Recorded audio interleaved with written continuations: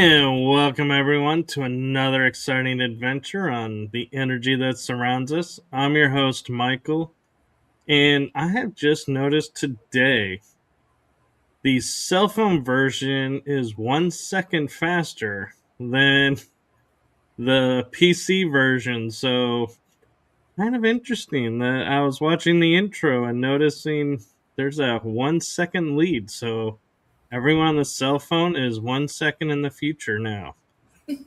Kudos to you all. Well, with that being said, I am so blessed and so privileged to have this guest on tonight. We were originally slated last night, but I'm grateful we were able to do it tonight instead. And you all are in for a huge treat. She is an amazing soul. So it is my honor and privilege to hand it off to introduce herself, the one, the only, astral traveling dream extraordinaire, paranormal Luna Rose. Hi, everyone, and hi, Michael. Before we dig into more things, I just want to bring out a big thank you for this invitation. It's an honor to be on your podcast today. Well, I'm honored to have you on, so it's mutual. Thank you. Yes, so I've been discovering my mediumship more in tuned for a good year now that I've actually been practicing it with the public and friends and family. Prior to that, I've always been able to connect with spirit and in tune to the otherworldly since I was around 6 or 7 years old. That's when I first had my experiences. And I know with most paranormal experiences, it's always um, goes towards when you're a child because that's when you're more open into receiving messages. And then, as you get older, you get taught, there's no such thing as a ghost, there's no such thing as a spirit. So our senses, and most of our senses actually, they get blocked off into where we are unable to open our third eye chakra to receive messages and to see and to stop being so afraid of what's truly our reality. I would say the other worlds, but it's all together as one. This is reality for me, and this is reality for you and everybody else. No, that's amazing, and that's something I never thought of. The insights that you were sharing about like the children aspect of it and everything. It's like we talk about the innocence of childhood and how their mind is programmed free for a certain amount of time. But yeah, there's so much more there than we realize, and it does need to be supported. So thank you for bringing awareness to that. Yeah, absolutely. I just to dive in deeper so I can introduce myself more properly and how my mediumship began and my first paranormal experiences, which is when I was 6 to 7 years old. I was sitting in this house I'm in right now in my living room, and I was just on grandma's rocking chair watching a little TV show alone while my parents were cooking dinner. So we have two doors. We have a French door and we have a door leading to the outside, the backyard. So if I'm sitting in that position I was in, and I remember it clear as day, it's as if it's a flashback in my mind, something you just cannot forget. I Something made me lean back, and all of a sudden I was drawn to turn my head towards the right. There was two apparitions of shadow people, and there was a male and a female walking side by side going to the backyard. And as a child, especially when it's your first experience and you don't know what it is and you're seeing something from the unknown, I got scared. I jumped up and I screamed for my mother. And of course, she believed me, but certain people didn't. They tried to say, that wasn't maybe just your imagination. But it was there. And ever since then, maybe afterwards, I can also share with you uh, the apparition, one of them in our basement, that when I was a drummer, I caught on tape of a shadow man walking by my bass drum from, I believe, 2012 or 2014.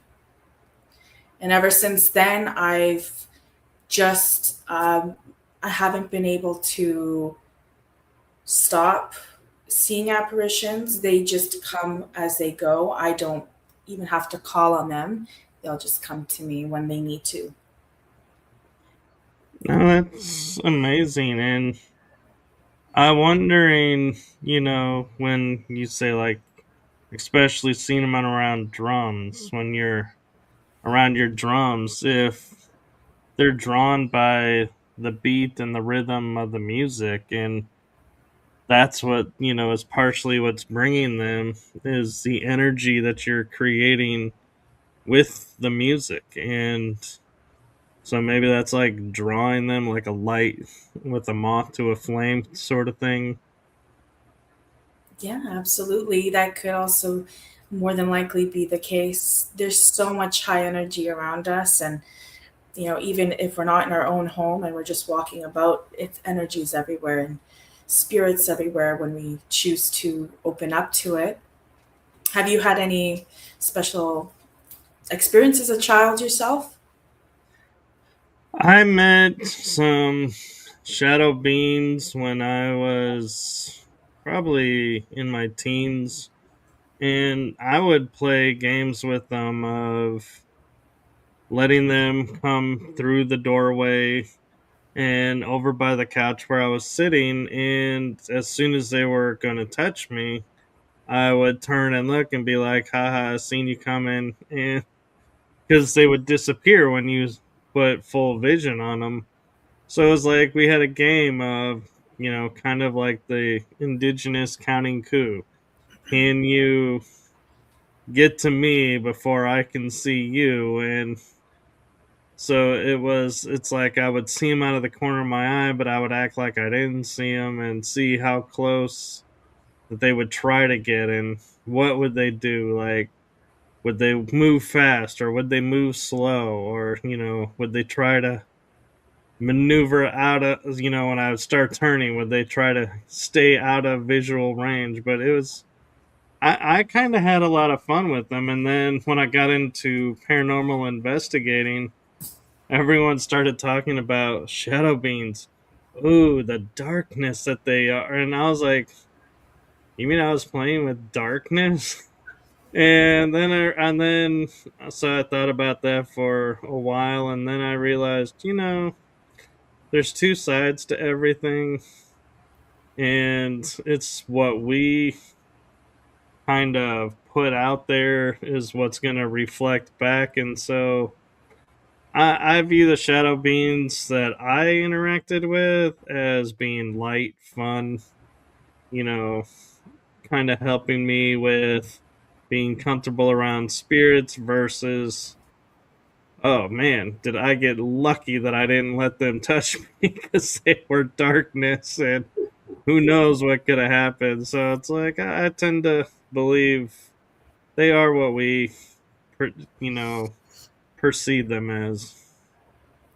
I am feeling from what you told me that there is a heavy ancestral guide that was connecting with you when you seen those shadows a long time ago. I was also seeing something to do with a past life and just a lot of maybe some certain shadow works from that past life brought into this life that may have been uh, unworked on. Interesting. Have I I worked on also them since, or am I needing to go back and work on those? That's part of the journey, your journey, why I'm what I'm seeing for what you're here for. You may not know it yet, but there's certain things that you're doing and you're on the right path. I'm seeing you're most definitely on the right path. So those shadows that you were seeing, as you were telling me about them, those are your ancestors, your guides, and they're leading you on the right path as you're intended to be on.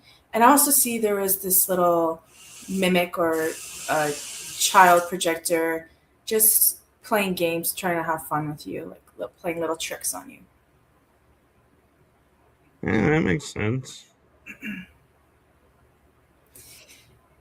As for paranormal, I know there's a lot of think experiences. Are you interested in hearing any more before we dig into astral dreaming and more mediumship? I'm sure. I wasn't anticipating this, but I'm open to it. Okay, sure.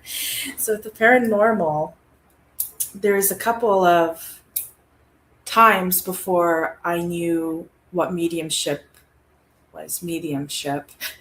I was driving into the back roads, and I seen a vision crossing, like a human had a white shirt and black pants crossing the road. And I turned the car around, made a U-turn to go back to see if this was an actual person walking. Apparently, there was no person there. So I was 16 years old at the time. And this was before a really big transformative change has happened to me within that following new year that was upcoming. And I looked online because I couldn't get it out of my mind.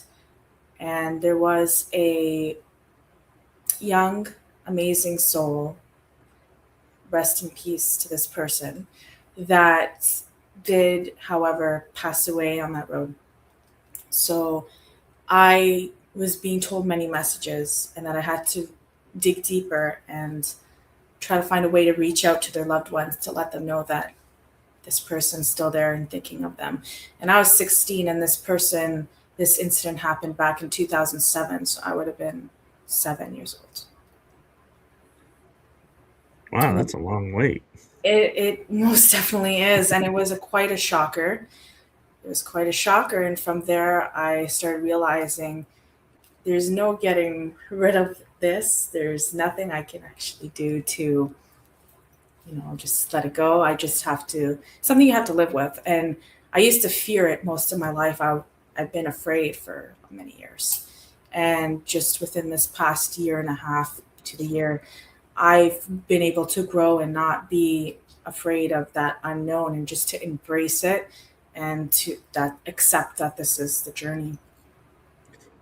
No, that's really powerful, and thank you for sharing that because a lot of people, I think, look at all the mediums out there and seeing where they are today and are like, oh, they're always been that way because look at how comfortable they are and this and that, and they don't realize it wasn't always like that. And for some, maybe it was, but for some, like you're saying, it was like not the most pleasant unfolding and had to come to terms with some things. And so I think it's always comforting when people share that part because other people that may be struggling are like, oh, so it'll get better. Okay, maybe now, I can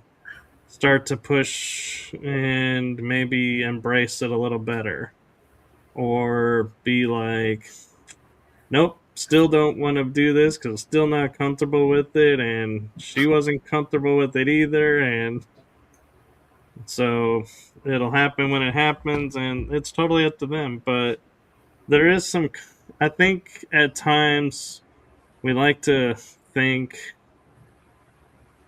everybody that's in tune had the perfect like upbringing to unfold this and how they're sharing it, and we don't want to think, oh, they had to go through this too. We don't think about that. Sometimes we just have to go through we all go through transformation. Sometimes that transformation really hits home and you realize where your true home is despite what anyone else's beliefs may be. It's always within yourself what you see. Right. And so, what, like, was it like for when the mediumship kicked in? I know you said you weren't comfortable with it when it first started, but was it like somebody just showed up and you're like, oh, this is a thing? Or what was it like for you when you first started? When I first started, and before I met a wonderful lady and a wonderful group of people who are through Love and Light, um, I knew for some quite years that I was able to do mediumship. I just never dwelled into it or tried to, when I would summon in a respectful peace of love and light way, to call upon spirit or to help the public. That's my cat. Not a ghost. Before I would dwell in, sorry about that. the There was a special friend that I met within this past couple of years since 2023, and I've only known him for a good year and a half before he passed away. And this person was such a big person, a beautiful bubble of light when this person was in my life in this physical realm, that there's so many changes I made for myself within my diet, my lifestyle. And other than that, when this person, and he was highly, highly spiritual being. So when he passed on, I feel like he led me into, so I went on TikTok. And I was really depressed for a good whole year when he was passed away. He was someone I would always go to, someone I would talk to, like a mentor. And I went onto TikTok. When I was on TikTok, I came across this lady and then another lady. And I just was just seeking for comfort within myself, because even though we're maybe mediums, there's so many mediums that connect with other mediums. And it brings a lot of comfort. And I was introduced, she gave me a reading, and it was 100% accurate. And I told her how, I've always been able to attune with the spiritual world and the unknown, and to connect and to see and to feel and to hear. And I got connected so randomly with a wonderful group of people in the States that is also worldwide, with so many members in it. And it feels like family, and it's one of the most comforting things yet. And that's when I started to learn more how to use better protection and opening up prayer and protecting the people I'm doing mediumship for, and just my overall self and space. And then I started my first live video on Facebook to do mediumship for others who may join in. And I didn't think at first anyone was going to join in. I just wanted to do it to see if there's any energetic pull, if there's any messages that come through. And I sat there, and I did get quite a bit of people that came in. So I started with one person, then I did at least 2 other readings that first night on my live video, and they all were happy and everything was very accurate. And I was just I felt so surprised, but it's this fulfilling, it's more than an emotion. It's this ball, you can't even explain it, that just lights up a fire within me, and it feels so warm. That's my purpose of life. Part of my purpose is for helping others and to be the light and to spread the love and get messages across, because without being able to do that, as I mentioned earlier, with an experience I had in 2016 where I was so drawn to that apparition and to Peter's story of this person who's no longer here, from a complete stranger to a spirit I did not know. It's like a burning sensation you feel in your chest. And when you send off that message and you receive it and you communicate, that all goes away and you just feel uplifted. It's an amazing, it's not a euphoric feeling. It's a feeling that there's been work done, And that was the purpose, and helping that go more into the light or unfinished business of what may have been stuck here. And it's just like it's not like a duty that you don't have to do. So ever since then, I've been continuing to do live videos. I've been a little bit busy this year, but I try to go on when I can. And when I get the feeling I need to go on, I don't just go on just for the fun of it. I go on for meaning and purpose. And on the side of that, I do enjoy watching other paranormal investigators do their thing. No, that's wonderful. And I'm kind of curious. It's like, I feel like I know the answer, but I feel like it's something that needs to be said and addressed because a lot of people don't think about is when you started your mediumship and started opening yourself up to everything in a safe way, what impact did that have on your viewpoint of like the afterlife? And did it change your viewpoint of death and the afterlife? Or did it just reinforce it and you're like, yeah, it was a blessing to have that validation? So I was never afraid of the death itself, just the things that could just enter. So when I learned about the protection, when I learned about how to do things more properly from other experienced mediums who've been doing it for many, many years, then that really changed a lot of my viewpoint of life and the spirit world and how we see death, how we even see our physical presence here on the earth. Because now when I see people, I see wonderful souls walking around. And sometimes, even if there's a soul that may be of a lower energy, I still see that their journey has that purpose of whatever it is that they're doing, that they're growing from. And it's taught me a lot about not to fear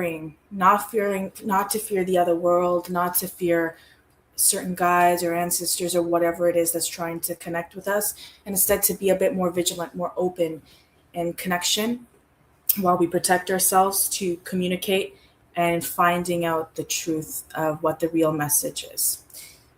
And that's also what a very special friend told me. It's the truth is always finding out what the message is with anything.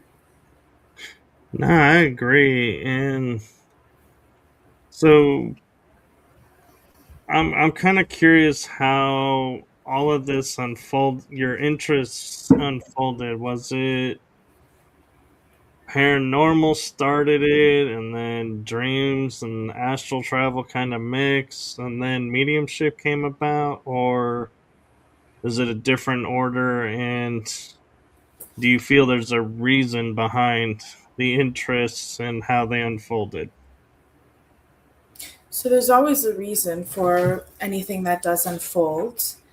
And I'd say when I was young and when I first started seeing the apparitions, it wasn't every day, but whenever it would happen. Eventually, as I grew older, yes, I was fearing of when I would see them because I didn't fully understand when you're a child. You know that it's a ghost, and you think that they're supposed to be scary. And after I grew up in a religious household as well.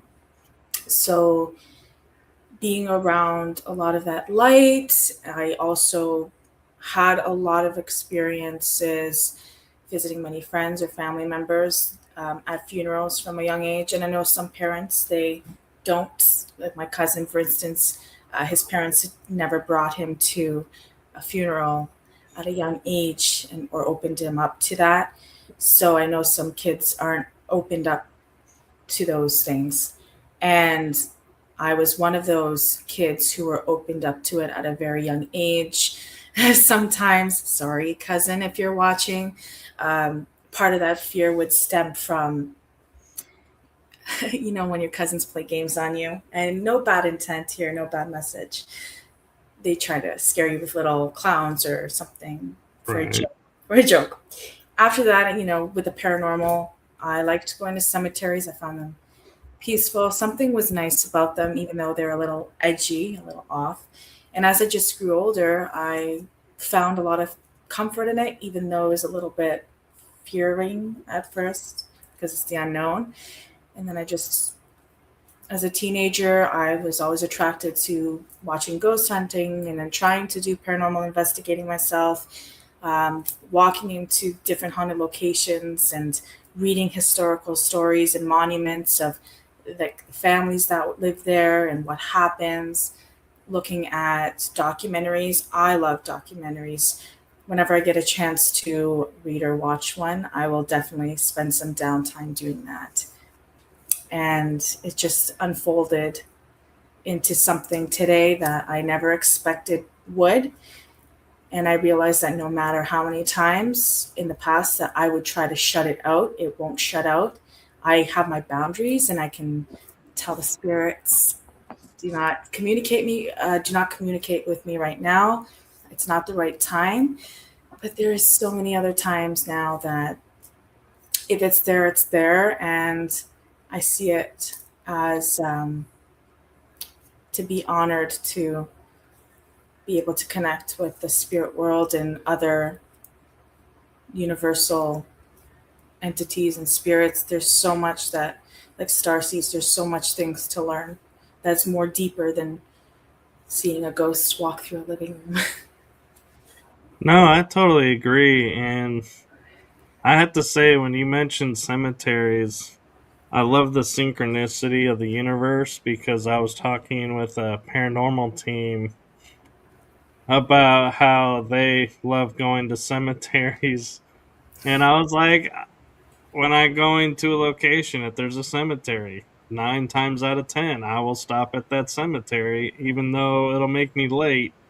Because I'm like, nope, I gotta check it out. And I like to walk around and look at the symbols on the tombstones and look at the years to see, were they a veteran or were they, try and figure out what kind of life path that they had. And so I love that you have that as well. And actually, here they are. The Lone Star Mystics is who I was talking to about the cemeteries. So even more synchronistic. Most definitely. I know many of us, I'm not sure of your experience in this part, but many of us who are deep into ghost hunting or how you call it, the paranormal investigating and astral traveling, a lot of us either grew up through rough households or got bullied or feeling unaccepted by certain things and just feeling as if you come to a point of maybe there's part of you that feels like you don't belong. I used to feel a lot of times that I don't belong, either like being a black sheep of the family or certain instances like that, not having friends, getting bullied often, and all of that crowds into you. And now I notice a lot of others go through that same exact thing, and they're pulled into the supernatural world. No, I would agree with that. I'm kind of one of the black sheep of my family, and it's Lone Star Mystics is saying my husband hates going for drives with me because if we pass an old one, I'm always asking to stop and walk around. Talking about cemetery. Oh, what's the latest? Have you ever been there at 3 a.m. in a cemetery? I have, and sometimes I will feel a little creepiness, and other times I'm like looking at myself and going, why am I out here at 3 a.m.? And honestly, there are times when I think about when the creepiness starts coming up in my head. I'm like, am I really feeling this? Or is this because it's 3 a.m.? I'm in a cemetery and I'm supposed to be feeling this, and it's like my mind is creating the sensation. Almost like curiosity bites the cat, and at the same time you're getting this energetic pull that you need to be there, as it's almost as if it's an invitation. Right. I cemeteries, I love the historic ones where they have a mass amount that you can look through and see a story. I actually didn't lose my keys in a cemetery one time, but they were taken. Oh, the Or they tricksters. have power. Oh yes, the tricksters took the keys, and I was in the middle of the back roads. I thought it would be fun, which it was fun, to just go for a little walk through the cemetery, check it out. I went back to the car and I reached into my pockets. The keys were gone. This way, I was so filled with gratitude that a mother and her children were sitting there. I asked her, "Have you seen any keys, or if you can help look for them?" So she got herself and her kids to say, "Hey, kids, help look for the keys." So I went alone in one direction while we dispersed, and there was a stone with the Harper name on it. And I did look at this stone prior to my keys going missing. And as I was walking back into it, I said, "The children of the cemetery, or whichever spirit it is," I was about to cry at this point. I was getting anxiety. This was maybe 5 years back. I said, "Please, this can't happen to me now. I can't be trapped here. I really need the keys back. Please bring them back to me. I really need them." And as I walked up to that Harper stone, reached into my pocket, the keys were there. And I looked around and said, "Okay." I checked all my pockets. Now they're there. And my mother was coming from behind me because she's also looking for the keys. Sorry, she was there. And I took the keys, I dropped them on the floor, and I said, "Oh, look, I found them on the floor." But no, they were in, I didn't want to look like an idiot. So I said, "Oh, they're on the floor." And then later I told her the full thing and she understood. But it was funny at the same time as much as I needed those keys back. Well, and what's interesting is if you think about it, if you were in an old cemetery, say where majority of the graves were like 1800s, and you were to say, "Help me find my keys," I would think they'd be looking at you like, "Okay, but can you first explain what a key is? And what was that thing that you like arrived in?" I would think there'd be so many curiosities, but it's interesting that they were like, "Yeah, we'll help you get your keys." Like they knew what they were. It's like, They knew. It's as if they truly knew. And there was also a schoolhouse that used to be there, and a bunch of children spirits that would play tricks too. So I asked each one, "Please bring them back." They did. no. So I have an interesting theoretical question for you, and I'm not looking at expertise or anything. I'm just looking at your opinion. So everyone, before you get upset, this is all pure opinion based on experience, individual. But so let's say you were in 1700, 1800 cemetery section, and you're like, "Hey, where's my keys or where's my phone?" And they go, "Oh, it's over here," and they know. Would it be because the energy that they're in, they've become all knowing, and therefore they understand what we're looking for and talking about? Like the fact they understand our English, even though it's not their English, versus everybody else's opinion of it's amazing that we're able to communicate because they're like 1700s English and we're 2020s 2026 English. Not the same English, as much as people will be shocked to hear that. In the spirits, in the other frequency of the world, there's no time. But in the physical world, and I know you probably know already that only in this physical world we live by time. I feel with what I see is with spirit is when someone is a spirit, they can see and travel and everything that's around them. They know it's energy. They can even spirits from way back, as you're mentioning, can connect through our laptop, connect through a cell phone, and interfere with that frequency on the energetic level.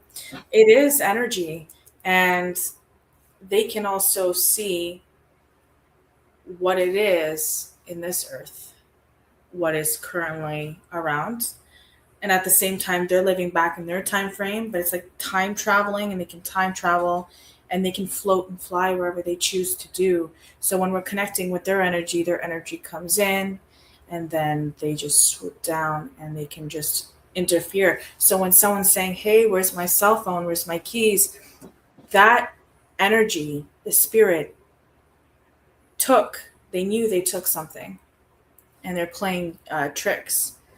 So they would know that this is what this person's asking for back, which would sounds like it would make sense that way. It's as if I took the hat off your head and I don't know what a hat is, and you say, "Can I have my hat back?" I already have it in my hand, so then I would, or I would just let you lose it. You're like, no, this hat's cool. We're keeping this one. Talking about time traveling and everything, I'm kind of curious too. When we go to certain locations and everybody's like, oh, this spirit is trapped here and this person is residually haunting this place and they're always here at this time. I often wonder, are they really a residual haunt, or are they living their life and the veil breaks, at that point to where we can see them, they can see us, and the fact of, there's no like vocal exchange, so to speak, that we can pick up is like, we're shocked to see them. I'm sure they're shocked to see us. And so that's why there's no like words being said, so to speak, is because what would you say if you're all of a suddenly, like, let's say, cooking dinner and you look up and you're like, who are these people in these weird clothes looking at me, and why are they looking at me? But why is it different looking there than what I'm used to seeing? I would think there would be confusion. Oh, most definitely. I know even so with other spirits of families that would reside in a household from a long time ago, when there's, think of maybe an Edwardian house, one of those old Victorian beautiful homes. And in today's day and age, sometimes with the development, depending on the location where this house is situated, demolition or something happens to this house, or huge renovation. And then there's more paranormal things that begin to happen because the spirits who were grown up from there are just feeling that anger. And it's amazing how they can feel so many things and connect in that way. No, I would agree. And I'm starting to wonder when we go into our sleep state and we astral travel. That is more to me the real world than here. It's like we're free, we're able to do what we're, meant to do and able to do. But then now I'm thinking, actually, I just literally started thinking this as a paranormal investigator.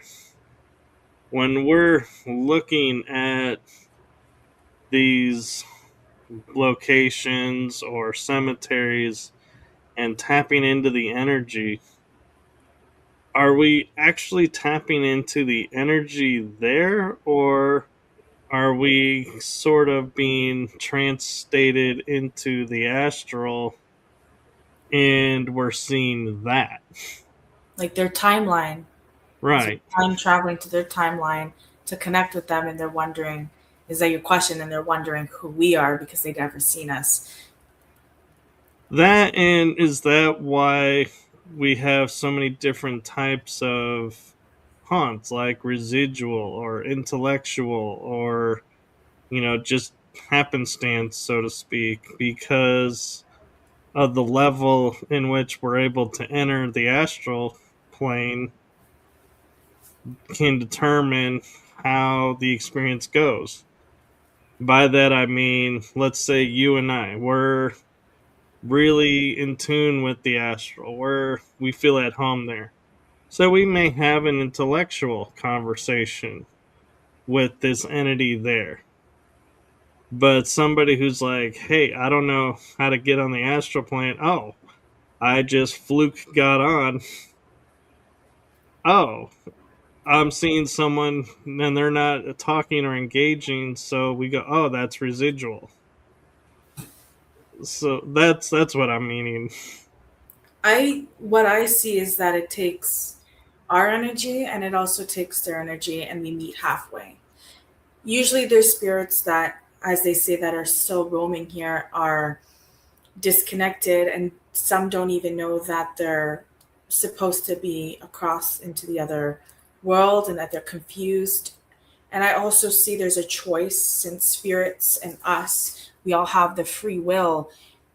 Either they get stuck in their timeline and stuck from a traumatic event that happened with unfinished business. And I see so many other scenarios that it's either that, or sometimes they know that they're no longer physically here, but they choose to be stuck in the trauma. It's almost as if we're holding grudge on a person and want revenge on somebody, but we're stuck, even though, for example, yeah, we're sorry, but you move on. But someone is still holding that resentment and you're holding that grudge. It's almost as if the spirit is just holding that inside from that event, and they're feeling like they're unable to move on, even though they're moved on, but they're not in the light where they should be of peace, because it was a choice for them to stay where they are. And Right.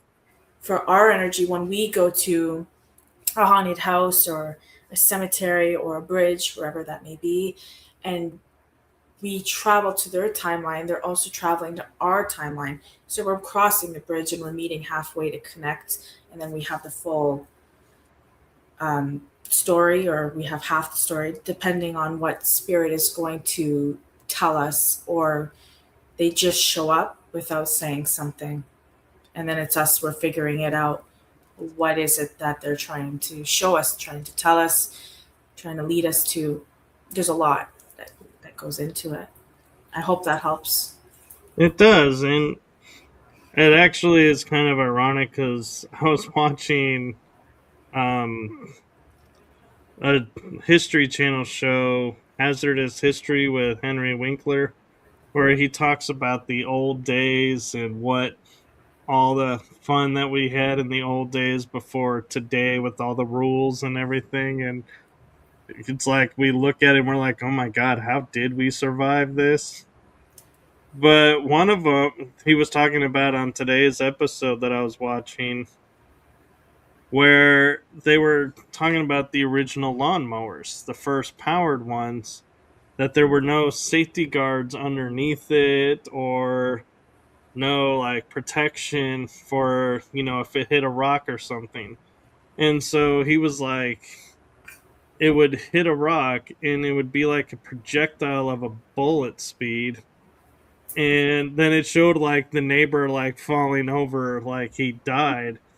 And I'm sitting there and I'm like, looking at this and going, oh my God, that's true. That totally could have happened.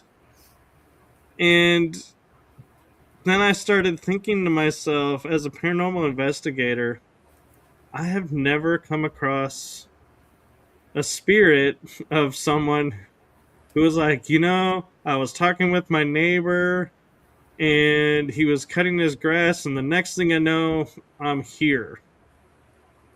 And it's like he has no idea he's died. And it's like, it's kind of funny because it's like, does that constitute a traumatic death because his life was cut short? Or do you think they'd be like, man, next life, I'm not standing next to one of those things. Lesson learned and move on, you know? I see. You're asking if it's, for example, if there's a tractor and a farmer died by lightning at a young age, if that's based off a traumatic event. Well, I'm just meaning like it's amazing, all these things that there are so many deaths that have been attributed to, but yet as we paranormal investigate, we don't come across them. And so it seems strange to me. It's like, why, if a rock with a lawnmower is like getting shot, I would think, hey, we should have come across at least one or two of these because people have been cutting their grass. But we don't really. And that just surprises me. It's like, do those souls just say, hey, I guess I was unlucky to be out there enjoying my tea or lemonade and unfortunately got that rock? Or what? I'm just curious, if you have a thought of why those don't seem to be as frequent as other locations. Sometimes when we're connecting with the energy, when you're paranormal investigating and you want to go and try to capture something on the camera or hear a noise or hear or feel the spirit do something and it doesn't happen, either there's so many different cases, either that spirit could have moved on into the light and learned the lesson and is either could have been reborn sometimes or in a different journey in a different timeline and leveled up to a different part of the frequency. And sometimes they know you're coming and they choose just to not show up for whichever reason it may be. Even as a medium, when I connect to a spirit, they are either really responsive and they are very chatty and they want to continue communicating with me, or there's some cases where this spirit has. I've had scenarios where spirit tells me, "Go away! I don't want to talk to you," or sometimes it'll say, "I've had enough," or "Why are you here? I don't want you here," and that can be a little bit saddening sometimes because we're hoping for the communication. We try to sometimes we expect something out of it, especially when we're bringing a message or we're trying to find something. Especially in your case as a paranormal investigator, and you're looking to communicate and capture evidential things on video and camera. And sometimes also they know there's a camera there, they know there's something there, and they just won't show up, or there's a team of people, because I'm pretty sure so half the time if someone goes alone, then something may happen as well. You may have that communication for yourself. And I always say not to expect, because sometimes when we expect, we don't receive. And just going there uh, unwillingly and feeling what is around, maybe trying to even ground yourself more and um, really turn into that energy and try to see what you're being told, because it could be different for so many things. Right. No, I totally agree with that. And I actually say the same thing when, if I'm leading people, I'm like, you got to go in empty because you could be blocking experiences. And so, talking about astral traveling and, the astral realm, I know a lot of people look at our dream state as traveling, doing work on the other side. And so, do you separate the dream world and the astral realm, or do you view they're intertwined and they're really one and the same? It's just the experience and how we perceive the experience that differentiates a dream versus an astral travel. So when we're dreaming, we're receiving messages. Either sometimes when you don't remember a dream, that message is irrelevant. And when you really remember a dream, there's a message entwined into it. And it's also part of that astral traveling because we are dreaming. And once we become more aware of that, we can expand our inner consciousness and I just say fly or float further to where it is you're going. And once you're more aware of it being ourselves into the other side of the frequency, we can start to learn to take charge again and take control of the visions and take control of where it is and who it is we choose to see and what to do. I've just recently myself learned how to control my dreams because a long time ago, when I was dreaming or astral traveling, I wasn't aware I was either even astral traveling. I wasn't aware that I could even change the scenario, change what it is I'm doing in this dream, in this vision. And when we astral travel, we can really feel our consciousness, our inner selves floating outwards and seeing a huge different vision. Have you ever dreamed or when you were sleeping in your visions, seen your house and seen what was around you? Or have you ever seen your streets? I have, and I've even seen the city and the state. I'm one of those. I can travel off world, so I've seen it at different levels. So yeah, I've been blessed since I was a kid, being able to astral, and I never found myself limited to. Oh, I need the atmosphere, so I need to stay on this planet. I was like, what's out there, and just went. For instance, have you ever had a sleep where felt that there was definitely something beside you and it woke you up? I have. And has it ever made you feel any sensations over your body or your mind? Like a headache, maybe, or like something's really dwelling onto you. Almost like a nightmare, but it goes deeper than a nightmare. I don't know about nightmare, but there were a couple times where. Oh, hold on.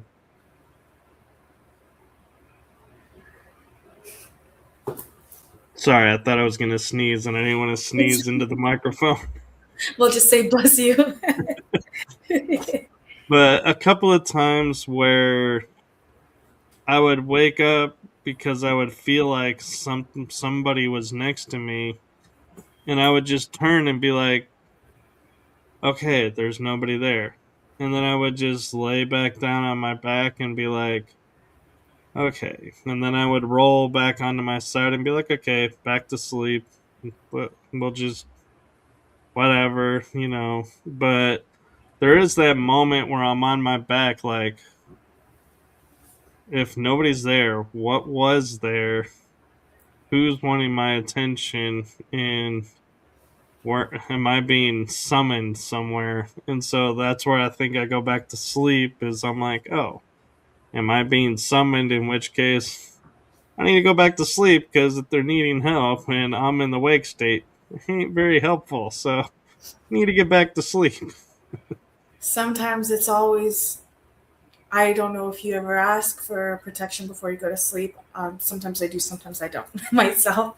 Um, but I find that it's so important, especially when we're opening ourselves to the astral world, even though we can control what we're doing, but sometimes we don't always divulge into what we're going to happen to be in that night.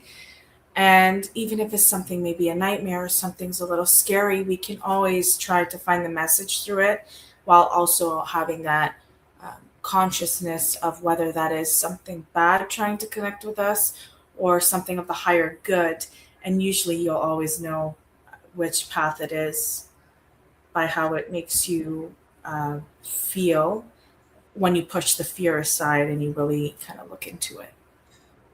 Talking about dreams and astral, I have a question for you about something that happened to me quite recently. So I don't know if you're comfortable going there because Go you don't ahead. really know me. Go ahead. I I'll just write notes.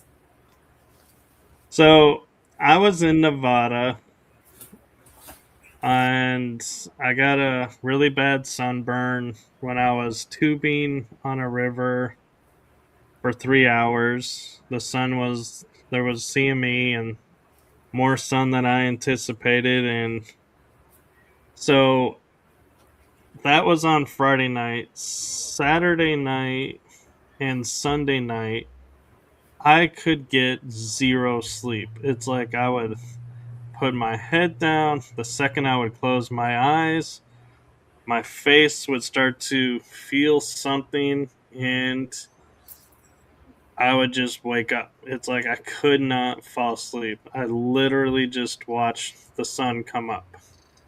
And so I was just kind of curious what you pick up if something was keeping me awake or was it really just the sunburn and just wasn't prepared for the sun, the intensity of the sun and to be as badly sunburned as I was.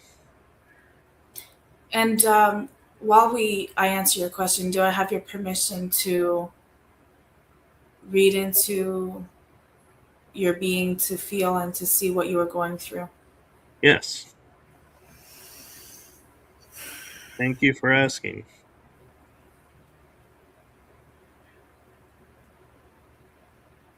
I see that you went through a lot of swelling. I'm seeing a lot of redness, of course, because you had the sunburn. Something to do with your face? Was there a lot of redness and swelling around there? Something There was puffed up. my earlobes were, yeah. Your earlobes felt like they were on fire. I feel that part of your consciousness, like you were feeling really irritable that night when you had to go to sleep, but you couldn't really tell. There's a base of confusion that you were feeling, which also was stopping you from going to sleep that night. They're also seeing something to do with the moon and the tides. There could have been some type of astronomical event going on during that time frame that could have been keeping you awake. But I highly see it had a lot to do with that sunburn, whether that sunburn happened to you purposefully or not.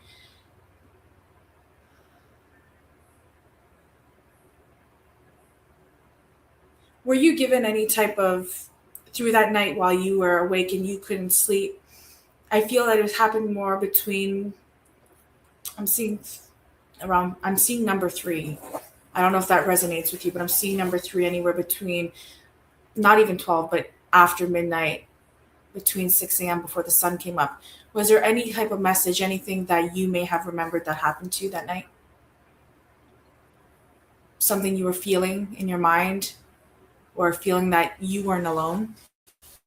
It's interesting you say Something not that was around feeling, you? yeah, not feeling alone because I felt like the first night, something was trying to get in to my system and I wasn't having it. And so it's like there's a battle, it felt like, to determine who's going to get through. And I was like, you're not getting through. But they're like, yes, we are. During that time, was there in your life, though, during that time in your life, was there something you were also going through that you were dealing with? Um, well, I lost my mom recently, so somewhat going through that still. And I was meeting people for the first time, and so hanging out with them. I'm seeing, because what I'm seeing as well is flames. The first word I got to my mind was fire, flames, which is why you got that sunburn also. Not just by bad choices.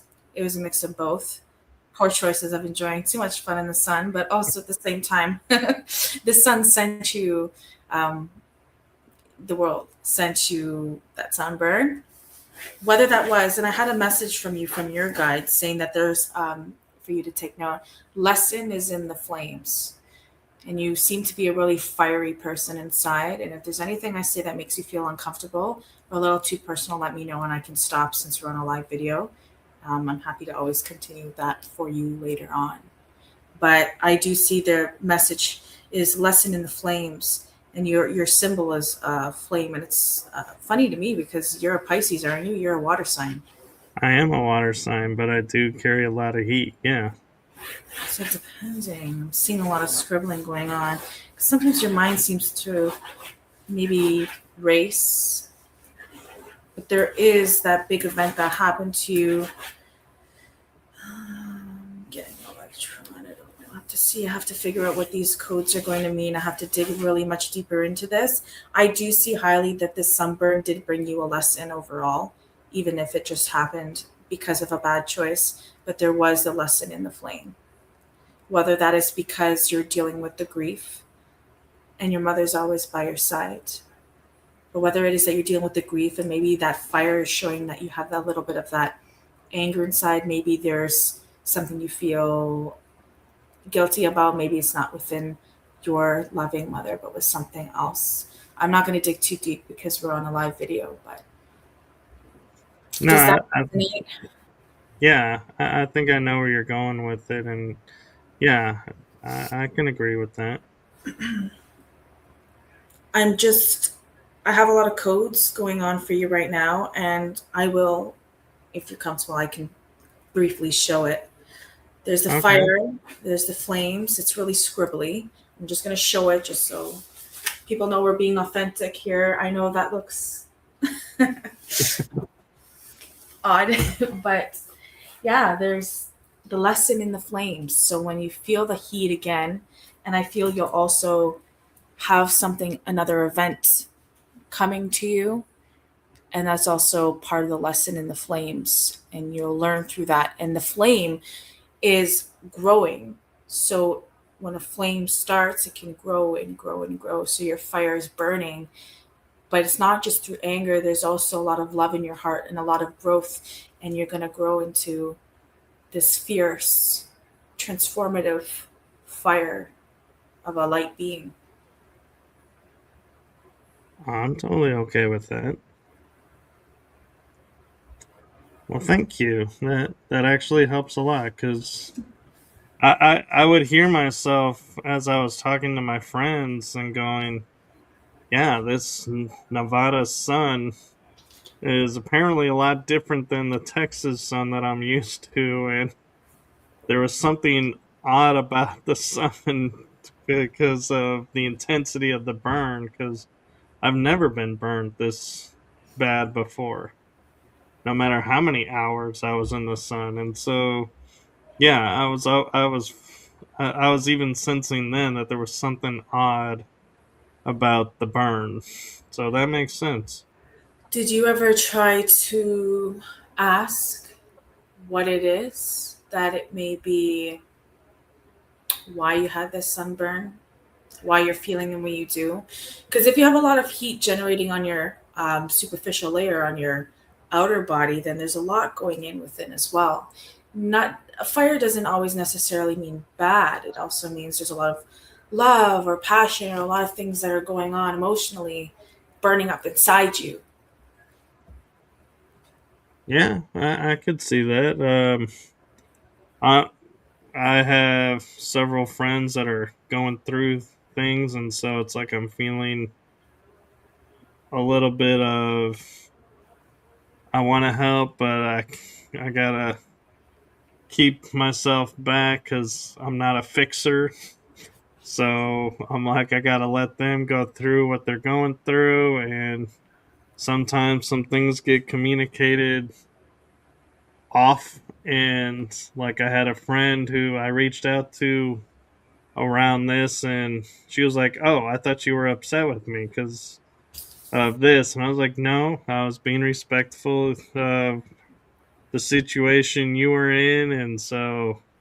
it was like, okay, we got to clear the air there, got this, and it's like I have a lot of things in the air. Some are mine, some are others, and just trying to keep my head up and being like, this is mine. I can own this. I'll take care of this. I feel a And wash. Sorry to cut you off. I felt a wash of lightheadedness. You're really going through a lot. So I see that when you mentioned about certain happenings that are happening with your friend circle or people that you care about around you, that might be where part of the guilt is coming from because you feel you need to help or you want to be there. You want to help, but certain things you're just unable to clear because it's out of your hands sometimes, or you just have so much going on, right, especially dealing with grief too. exactly. There's that's the answer, the lessons in the flames. So that part of it can also be for you is with the lesson in the flames as you're growing into this wonderful being of light and you continue to transform in your journey and you want to help as many people as you can. Sometimes we have to be there for ourselves while we can also spread that ripple effect to help the other people that we truly love and care about.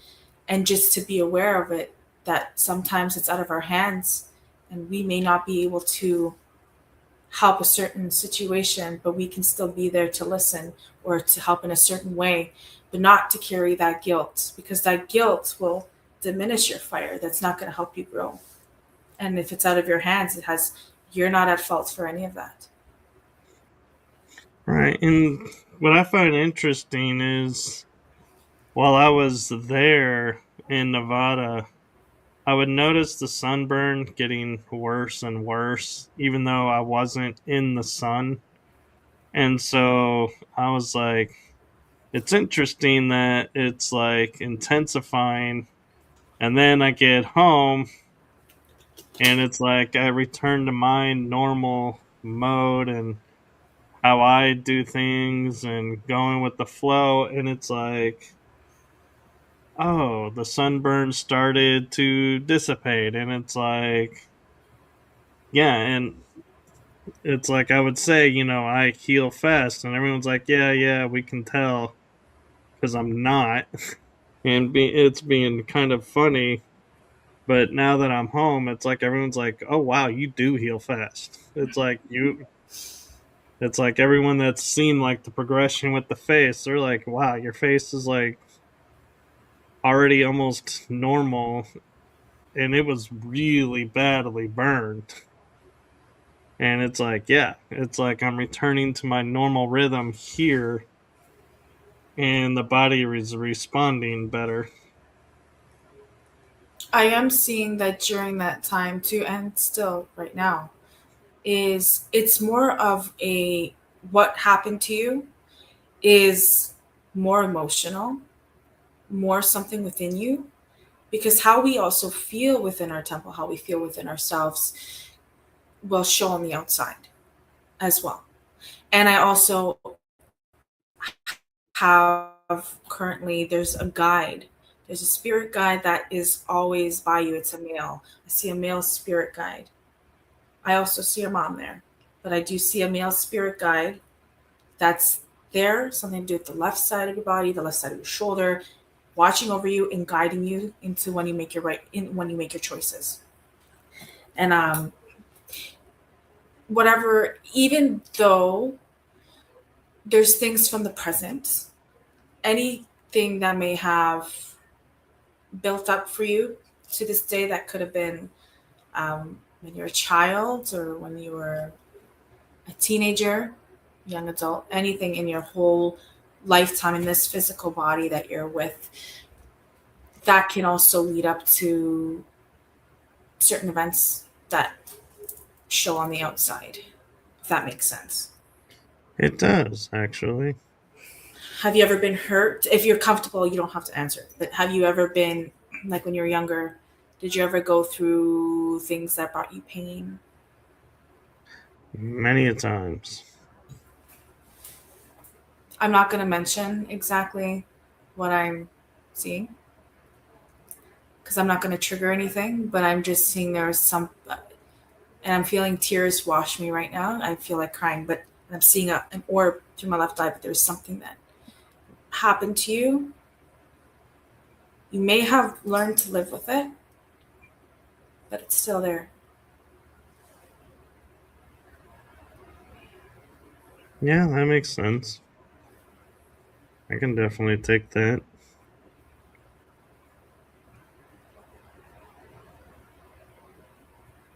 I just didn't want to get too deep with that, but that could No, also. I appreciate that. 'Cause, yeah, it's never a good show when the guest and the host are crying and it's like stop fast and it's like this must be fun. But What it's also happened? a release. It's also something good because now you can be more present and aware and to grow from that. So it's a wonderful thing. It is, and I have enough to where I can like piece together where it's going and what's coming up and some stuff that I've been toying with in my mind of trying to figure out that I'm like, yeah, I think I got it now and I think I know how I'm gonna progress with it and take it step by step. And so thank you. You're most definitely welcome. And out of another coincidence to hear today, here, folks, as we talk about the sun and sunburns, I happen to wear the sun on my sleeve, so there must be some meaning to that. Yeah, Um, but yeah, astral traveling and dreaming and mediumship, paranormal, everything is just so entwined. It's the same world, we're just on a different level, and there's different ways of traveling and things of the unseen. very true. And if I'm not mistaken, you do art as well.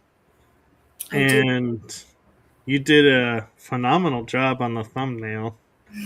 Thank you. I was like surprised. No guest has ever like taken the thumbnail that I sent him and said, "Hey, well, what do you think of this one?" And so I was quite surprised, and I was like, "Man, that was really cool." And I was like, "Yeah, let's use it." And so I honor you for that. And Thank I'm curious how much of your mediumship and how much of the paranormal, astral, and dreams, all of your world, how do how does that get intertwined with your art? Or do you kind of view the art as a separate outlet and you're like, yep, let's keep these worlds separate? I I guess I'm more of a person that goes with the flow. So I can just introduce you to this painting right here that's behind me. It's not finished. It's called the Gates of Heaven. And the work I like to do is through my visions and through the highest good and through love and light. I never want to paint something of a lower dissension or dimension. And this is my angel. She represents many things: the gates of heaven, love, light, peace, energy, hope, going through grief, being guided through the earth. She's floating through the clouds and she is filled with strength and femininity and courage.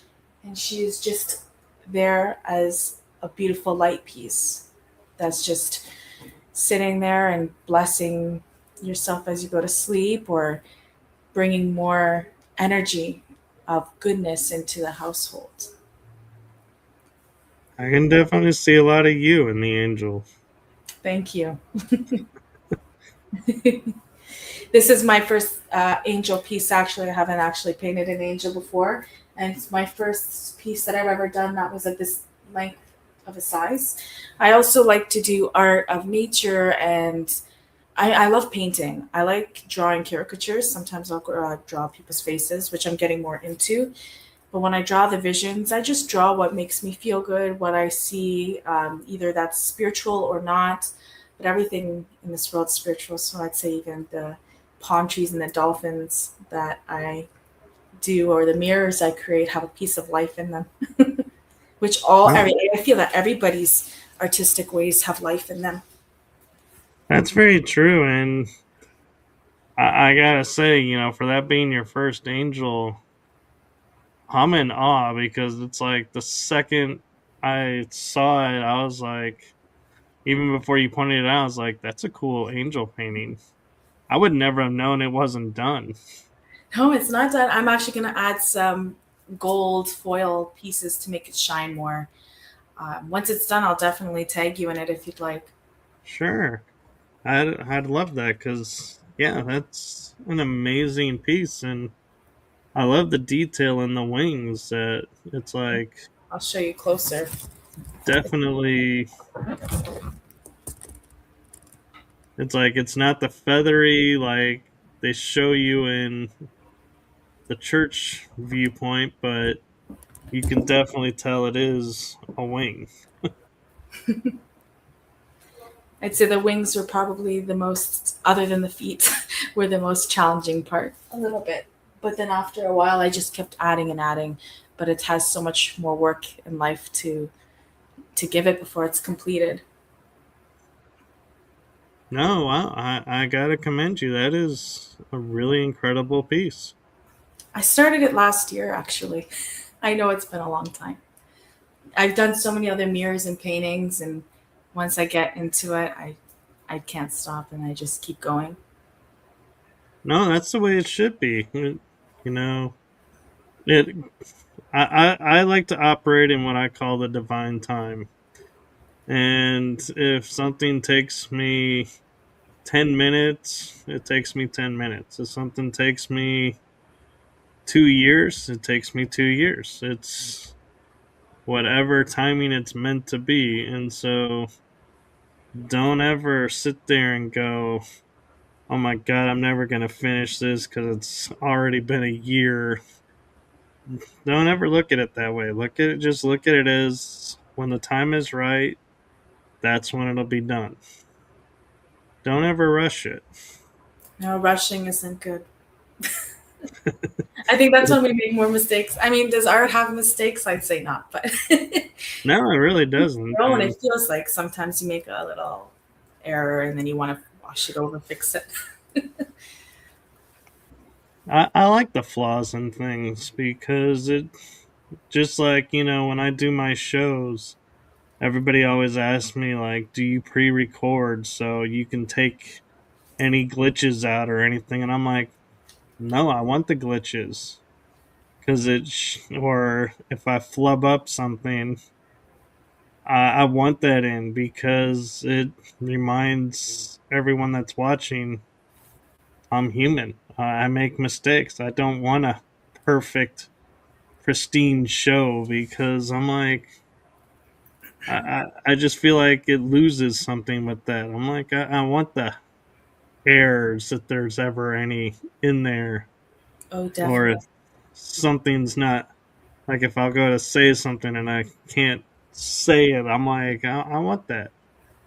I want that humanistic in it. I totally agree with you. And a lot of the, I'm not even going to say it's a trend. I feel that would just be so foul in my mouth to say it's a trend. But with all the AI stuff going on, people are leaning towards seeing more hands on art because people are getting so tired of the AI. And you can never tell if something is real or not on the internet, of course. No, I agree, and I almost think it's kind of humorous in a way to hear you say, because the AI art is like still considered the new fad, and for you to say people are getting tired of it, it's like, wow, that was like a short fad. It's like For some things, literally I feel just launched. like the art behind you, that's beautiful. I love the dragon and the UFO and the wolf and the mountains and the clouds. I think sometimes AI can help you with certain things or give you a good help to an idea if you're having trouble or stuck on something. But it's also wonderful to be able to just encode with our divine timing when we get those answers to finish a project. So we Yeah, can and continue as the beings that we are to use our minds and to strengthen that. But at the same time, AI can also be good and it can also have its effects. But yeah, I did do the research a little bit back and I was seeing certain comments of people actually putting out there that they're tired of AI and the new trend, or and maybe it's 50-50.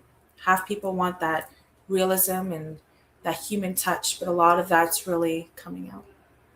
well, I think it has to do with how it's used too, because they're starting to say like some of the actors are coming forward and are being told, and they're admitting this in public interviews of, hey, you can be in this movie and get paid, or you can be in this movie and not get paid because we'll use an AI generation of your self and put that in there instead. And it's like, that's a crummy career choice, but that's the career you're in. So, yeah, good luck to you because, I'll, you know, but like you're saying, not being able to know. I started thinking about this the other day after I heard this, a few actors saying this. When we go and say, I loved this actor until he did this movie. And in this movie, he was just downright awful. And now I go, well, was that because that was an AI version of him? Or was it bad writing and they did the best they could with it? I don't know. But it's like, it begs the question now. Some of these really great actors that have these one in a million flops. I mean, yeah, nobody's perfect, but if it's AI and that's why it flopped, then there's a reason for that. And will it continue, or will they sit there and go, nope, we can't use AI because the movies are not the same? I'm also wondering, since we're talking more about AI and through this whole show tonight with the paranormal, how is the paranormal feeling, or if they notice when they could, because the paranormal, when we talk about it and when we connect to spirit, sometimes they connect through us on many times through a radio or a TV or a phone or laptop, like any electronic device. How is the AI going to interfere when we communicate with the spirit world, because that can easily manipulate into demonic energy if we really think about it, and we need to be more aware of what we're connecting with. No, I totally agree. And Into my mind. I'm always like, I have actually found myself lately trying to use less technology and more of the natural body senses. Like when I investigate, going, what do I feel? What do I sense? What do I hear? What, all my senses firing in this moment. What's going on versus, oh, I got this on an app. Look at what they said. And I'm like, I don't know. Did they say that? Or is that AI? And so I'm like, yeah. And so it's kind of interesting, you bring that up because I've like kind of unofficially, like without even thinking about it, started using less and less. Like if I do use tech, one of my favorite tech pieces is cat balls. And it's like hard for AI to manipulate it, but I'm sure it could find a way to manipulate it if it wanted to. And I wonder if that will even have spirits, because when spirit connects to us, it takes a lot of energy, just as it does for us to connect with them. And even when they go through the electronic devices, because I know there's stuff in the electronic devices that maybe makes it easier for the energies to get in, to connect, to interfere. But with the AI or anything superficial that's progressed, it's just having me wonder even deeper if anything you get through that will be more difficult when you communicate. So, as you mentioned, it's best to do things more naturally, other than those EVP machines, EMF readers, if you have Are you one. talking about the K2s? Yes, I believe I am. I don't have any. I'm trying to remember the name. The one that has like the five colored dots on the top? Yes, those ones. Yeah.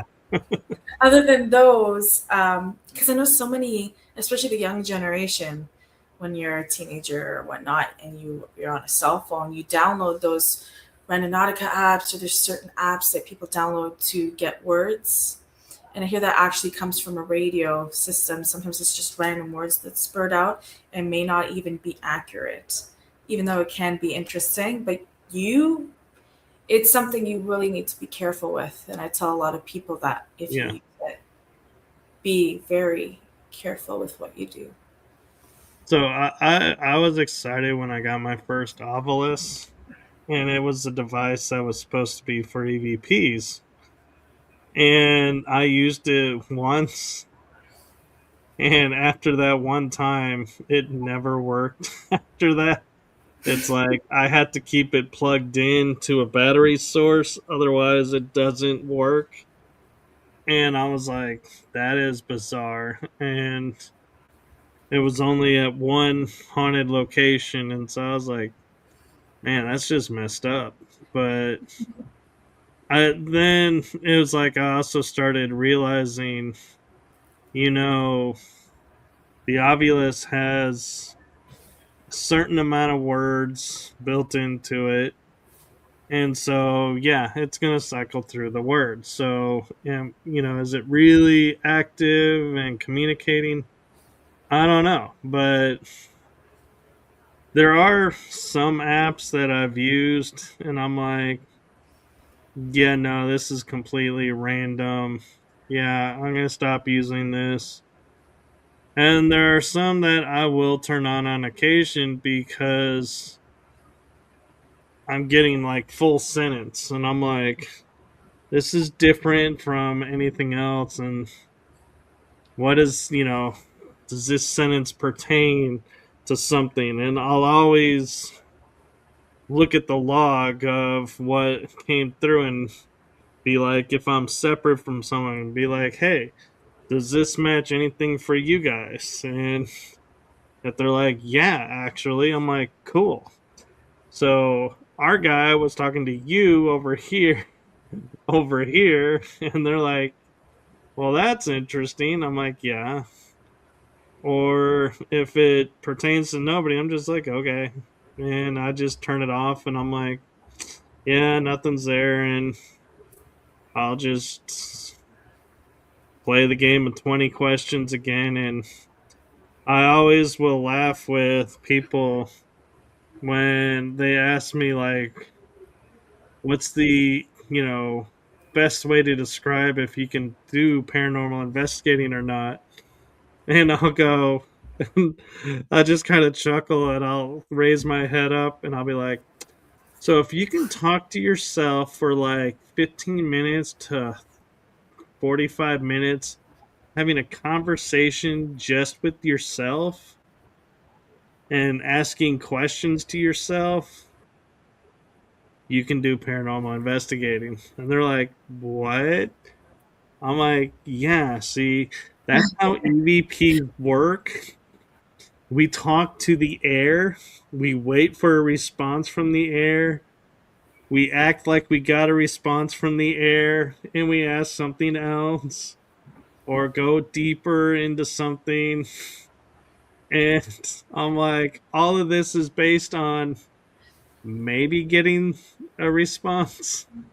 And so it's like, yeah, if you're going to sit there and start laughing and being like, nope, I cannot have a conversation with myself like this, yeah, you're not going to cut it as a paranormal investigator because that's what we do a lot is we sit, and quiet with just ourselves. And God, just listening to that right now makes me think, how are there not more of us in a nut house? I don't know if you've ever,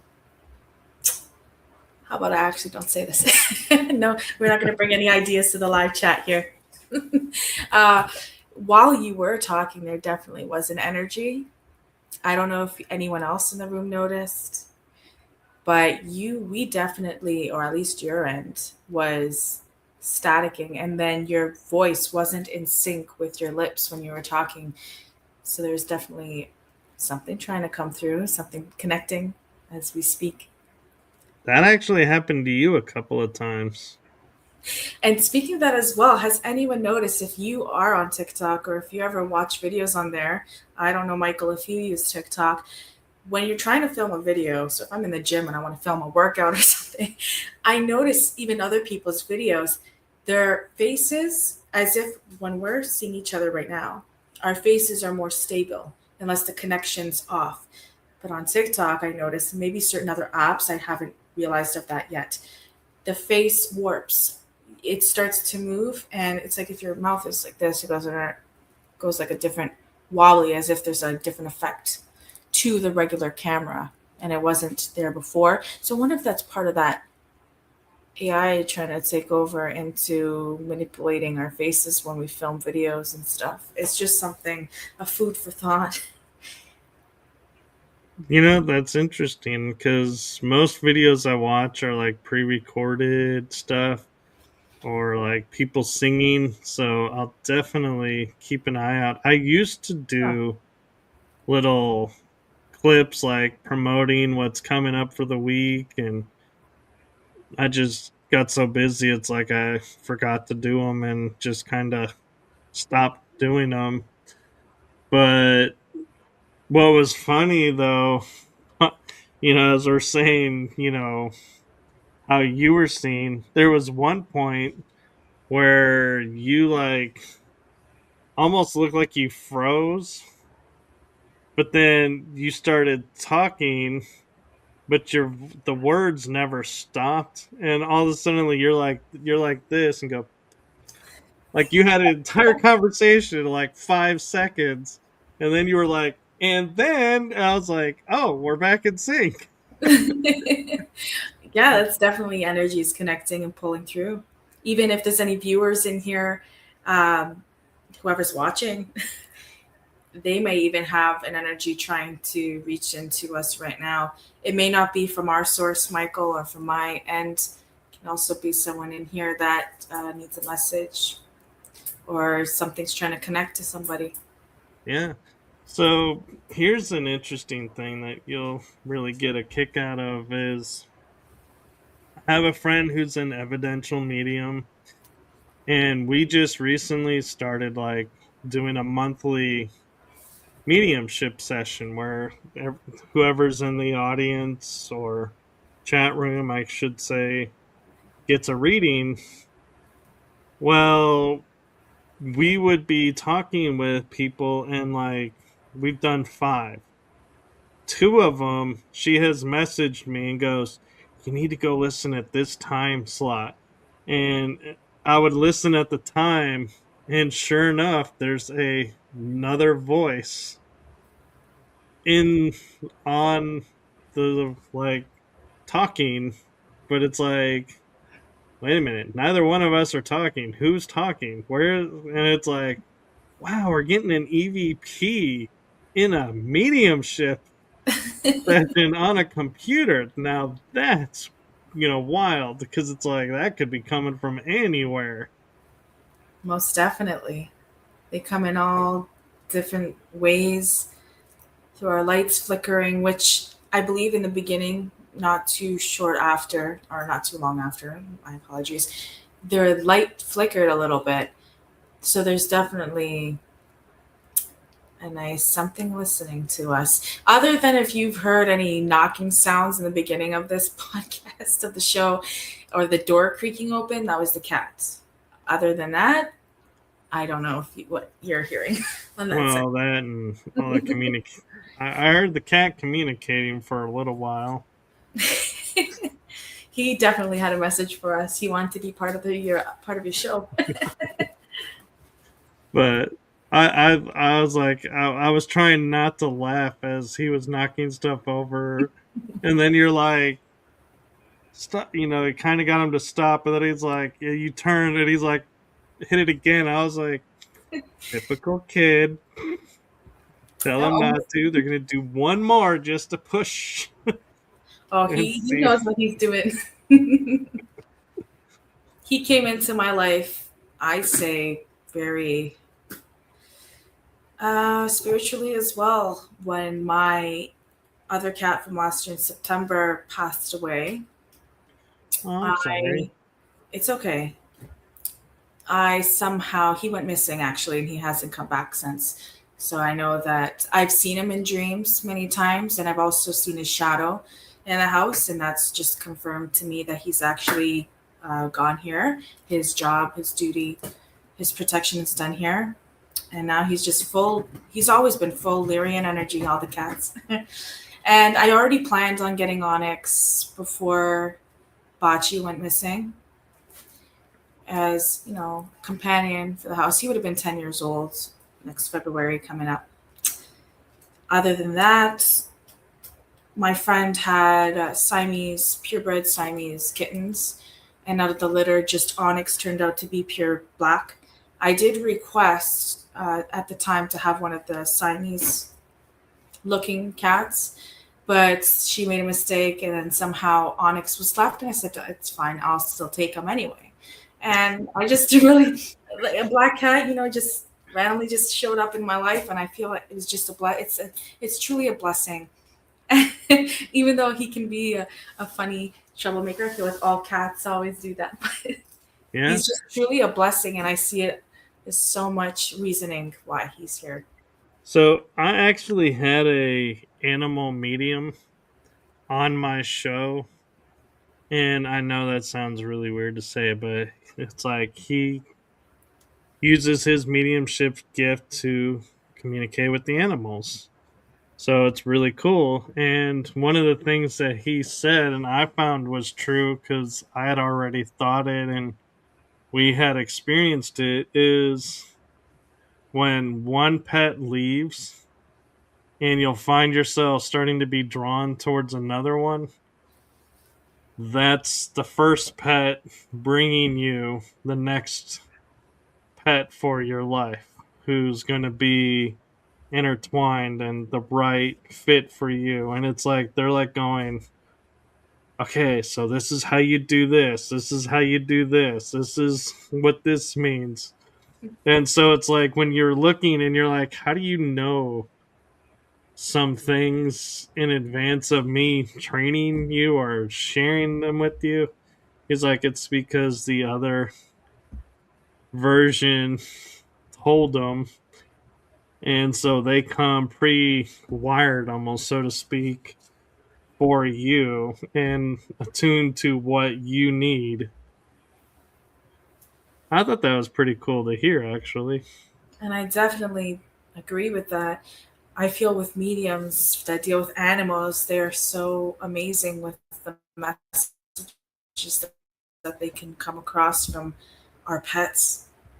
I did see this one medium lady that was connecting through animals through red balloons. I don't know if you've ever heard of her. I don't have her name. I just seen her pop up one time. I But don't know that she I've would ever connect heard of it. through, say, yeah, through red balloons. And I had an animal reading done for me a few times, and apparently there's a starseed special cat that always comes into my life even when I don't expect it. So that's also different. There's so many different ways that these animals are guides that are coming in, or someone from our past life that comes in and transforms into one of our pets. Yeah. Sometimes when you look into your pet's eyes, if you have a dog, a cat, any type of reptilian, a bird, and you speak with them, they understand us. But when we look deeper into their eyes and connect with them on a different level, you can really feel their presence and their energy and how they are connecting to us, and they feel like one of us as a human being, so to speak. Oh yeah, and I'm hearing yours is saying, "Isn't it time to be done, Mom?"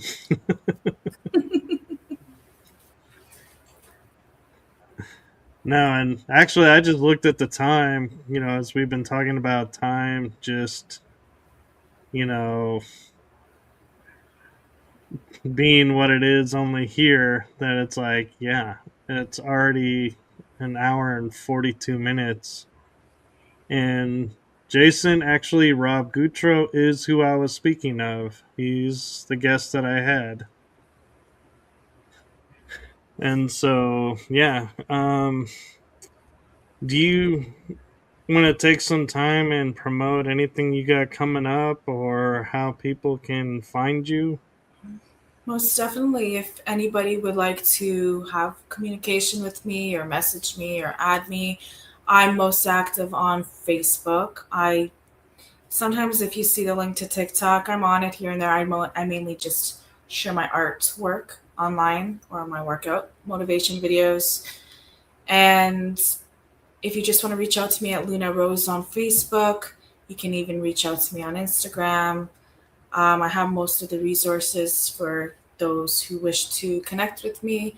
And if you need a reading done for yourself, just message me and I'll check the private message folders and we can go from there. And my readings are usually just donation based if anybody is open to that. And sometimes I give a little extra, and I just like to communicate and get message across. And I always do things for good reasoning. I also do water portraits in my paintings, and I do meditations with people as well, and just love to connect. Yeah, I was meaning to ask, with the artwork, do you ever have like, I know somebody did for my parents like a this is what I see, and it was supposed to be like their star seed side in painting. And so I was kind of curious, if you get that kind of request or if people are like, hey, just, make me look silly, and like the typical, like you go to a fair and get a character done. Because you mentioned the word character. That's why I was thinking that. Caricatures are something that I'm starting to practice on doing because it's fun. And as for the spiritual aspect, when I do my mediumship reading, something that I just include in it is when I'm connecting to the spirit and I see the vision of who I'm connecting to. Majority of that time, I haven't really had anybody tell me that it was wrong. I sketch out the face of who I'm seeing while I do the reading, and they're pretty accurate. This is what I use this art book for. I have paint drawings in here, or at least one drawing in here. I don't always keep them for myself. I feel that's a little invasive, so I just mail it out to the person if they Wow. choose to have it mailed out to. But I do a full sketch of the face within just within that time frame as I'm talking. So it's a quick sketch. So it's not going to be like the 100%, time consuming art, but it will be a portrait of a quick sketch of that face. It's almost as if you're looking on the news and they have sketches of a criminal or something, and that's Right. sketch. I sketch my visions, I sketch codes, and I also do painting portraits, watercolor of people's faces as well. And I'm practicing on painting animals as well, which I have one coming up that I need to complete this week. I also completed a sketch of someone's daughter that you will find on my Facebook profile that was mailed to her for her birthday. And I'm so glad she was happy because that was a fun gift for her to receive. Yeah, No, I do yeah, things. you're super talented. I'm amazed, and that's one of the reasons why I was so excited to talk with you. Is it's like, wow, get to know the person behind this inspiring work. And so thank you for that. And in all fairness, as you delivered a message for me, I actually have a message for you. Thank you. Opening to it. From my heart and the heart of my shows to you, thank you for what you're doing for humanity. Thank you for being you. Thank you for standing in your gifts and embracing them. And just, in all honesty, thank you for your authenticity. I accept those messages, Michael. Thank you so much. Once again, as I mentioned in the beginning of your show, I am truly honored to be here on this show of yours. It is the first time that I've ever done something like this, and it's such a wonderful experience to and delightful to be talking to someone such as yourself that's into the paranormal world as well and truly understands and is open to learning together and to communicate. And I also learned things from you too tonight. So it's always great. This is why I love to connect with people. You never know what you're going to learn from someone's story or what they're going through. And I hope the same for myself to others. You're also an inspiration, I'm sure, to other investigators out there to dig in deeper and to keep doing what they're doing because paranormal investigating does take a lot of courage and it takes a lot of strength that many are afraid to do. No, I agree. And thank you for that. And I will say, anytime you want to come on, you just let me know and we'll make it work and we'll find the time that works for both of us. And you are welcome back on anytime. Thank you. I'll be looking forward to that. And before we go, I just want to point out to any new paranormal investigators that are out there, and not to tarnish anyone, but if you ever intend to use a Ouija board, please, I don't entail that myself because I never used one. But if you ever do out of your own curiosity, please be very, very careful. Be safe when you do your paranormal investigations and make sure that you don't treat it as a joke. Because I've seen some people make films and treat it as a joke and they run out of a haunted building. And that's just going to open up so many things that you don't know you're opening into another place without consent to the spirits that are actually supposed to, reside there or whatever it is that may be happening. So always be respectful and gift the spirits back, as they'll also do the same for you. Yes, and I will just piggyback and add to the back of that is when you're done with the Ouija board, close the portals that you opened because, yes, in bringing that out and playing the game, you do open portals. I know it Mhm. doesn't say you do in the rules, but promise you you are. So do make sure to close anything that you open. And as an extra bonus, make sure before you close it, whatever you brought in goes back through so they don't get stuck on this side Oh, most and have to definitely. find another portal to go back. It's very dangerous, and make sure you know what you're doing before you meddle with anything. And I just want to send everybody my love and light. And I pray for anyone that's sick and for anyone going through anything that they're going through to feel this energy. And I send it your way so you can get washed over with unlimited blessings, love, and lights, and keep yourself safe from any demonic energies. Thank you. We can envision that light wash over you and hope everybody has a wonderful, wonderful night or evening, wherever it is you are in the world. And I hope you have a wonderful sleep as well. And I will wish everyone a wonderful week, and we will see you on the next episode. So, good night, everyone. Good night. Thank you.